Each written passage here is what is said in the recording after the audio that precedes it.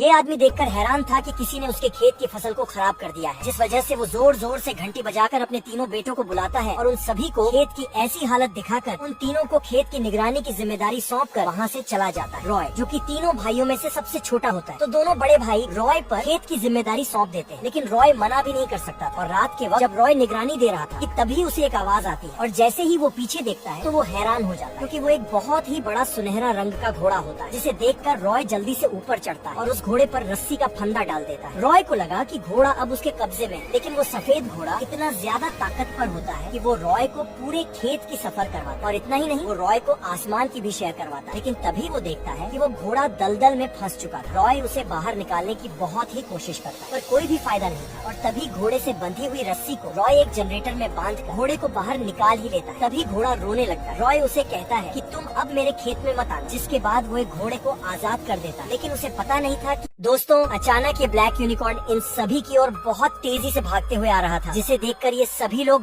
बहुत ज्यादा डर जाते हैं। और जैसे ही वो ब्लैक यूनिकॉर्न इनके पास आने वाला था कि तभी ये लड़की अपने पॉकेट में से बहुत सारे जेम्स निकालकर उस यूनिकॉर्न के सामने फेंक देती है, और तभी अचानक वो यूनिकॉर्न रुक जाता है और उस चीज को सूंघने लगता है। तभी लड़की उसे वो चीज खाने के लिए कहती है, और जैसे ही यूनिकॉर्न उन जेम्स को खाता है तो तभी वो और भी जेम्स खाने के लिए लड़की के पास जाता है। लड़की उसे अपने हाथ से जेम्स खिलाती है, जिसके बाद उन दोनों के बीच अब काफी अच्छी दोस्ती हो जाती है। और तभी अचानक से ये यूनिकॉर्न जोर से चिल्लाने लगता है, जिसकी आवाज सुनकर थोड़ी देर में वहाँ पर बहुत से यूनिकॉर्न आ जाते हैं, और तभी पूरे शहर में इन सभी डेमोस ने आतंक मचाया हुआ था। ये सभी डीमंस इंसानों को चुन चुन कर मार रहे थे, लेकिन तभी ये डीमन देखता है कि बहुत सारे ब्लैक यूनिकॉर्न्स उसी की ओर आ रहे थे, और तभी वो यूनिकॉर्न उस डीमन को अपनी सींग से खत्म कर देता है। ये देख उन सभी डेमोस की फट के चार हो जाती है, और वो सभी अपनी जान बचाकर वहाँ से भागने लगते हैं। और सब्सक्राइब करके ही जाना। ये आदमी जबरदस्ती इस जानवर को खींचकर समुद्र में ले जाने की कोशिश करता है, लेकिन वो जानवर समुद्र में नहीं जा रहा था, क्योंकि वो उस लड़के को छोड़कर नहीं जाना चाहता था, और उस लड़के ने ही उस जानवर का पालन पोषण किया था, जिस वजह से उसे लड़के से काफी लगाव हो गया था। लेकिन तभी आदमी एक आलू निकालता है और उस जानवर को दिखाते हुए समुद्र में फेंक देता है। जानवर को आलू काफी ज्यादा पसंद होने की वजह से वो समुद्र के अंदर चला जाता है, लेकिन तभी लड़का वहाँ से भागकर दूर चला जाता है। और अगले ही दिन वहाँ पर कुछ लोग फिशिंग करने आते हैं, जो कि उसी जानवर को पानी में देख लेते हैं और उसे एक खतरनाक दानव समझ लेते हैं, जिसकी खबर उसी लड़के को मिलती है। और वो जानवर भी लड़के को बहुत याद किया करता था। और तभी कुछ समय बाद ही लड़का उस जानवर के पास फिर से उससे मिलने जाता है, और वो जोर जोर से आवाज देकर उसे बुलाता है, लेकिन उसे कोई भी जवाब नहीं मिल रहा था। जिसके बाद लड़का एक नाव लेकर समुद्र के बीच जाता है और उस जानवर का इंतजार करने लगता है। लेकिन तभी वहाँ पर वही जानवर आता है, जो कि अब काफी ज्यादा बड़ा हो चुका था। ये दोनों ही एक दूसरे से मिलकर काफी ज्यादा खुश होते हैं, जिसके बाद वो दोनों पूरे समुद्र के शेयर करते हैं। लड़के को उसके साथ काफी मजा आ रहा था और दोनों खूब मजे करते हैं। ये बंदा जब पेड़ पर चढ़ रहा था कि तभी उस पर एक कबूतर हक देता है, जिसके बाद बंदा अपने क्रेडिट कार्ड की मदद से बहुत सारे कबूतरों की टट्टी को इकट्ठा कर लेता है, और वो एक अच्छी जगह की तलाश करके वहाँ पर बहुत सारे गड्ढे कर देता है। और जब बंदा पानी पी रहा था कि तभी उसे एक आइडिया आता है, और वो बोतल को चप्पल की तरह यूज करता है। और काम करते वक्त जब बंदे के शरीर से पसीना निकलता था तो वो उन्हें एक छोटी सी डब्बी में जमा कर लिया करता था, और खेत की नमी बनी रहे इसीलिए वो अर्थवर्म्स को भी डाल देता है। इतना सब करने के बाद वो सभी बीजों को खेत में बिखेर देता है, और खेत की फसल चिड़ियों से बची रहे इसलिए वो एक स्केयरक्रो भी बना देता है। जल्द ही बंदे की मेहनत रंग लाती है और छोटे छोटे पौधे उगने लगते हैं। बंदे को उनसे इतना लगाव होता है कि वो सभी पौधों को प्लास्टिक की बोतल से कवर कर देता है, और वो हर रोज पौधों को पानी देने के साथ उनकी खूब देखभाल भी किया करता था। जल्द ही बंदा अपनी पहली फसल को देखता है और वो बहुत ज्यादा खुश होता है। फिर बंदा एक मकई को तोड़कर उनके दानों को इकट्ठा करता है और उन्हें अच्छे से कूटकर उसमें पानी मिलाकर आटा गूंथ लेता है। फिर वो एक बोतल से आटे को सपाट करके उन्हें नूडल्स का आकार देकर उबाल लेता है। फिर वो उसमें नूडल्स मसाला डालकर बड़े चाव से खाता है।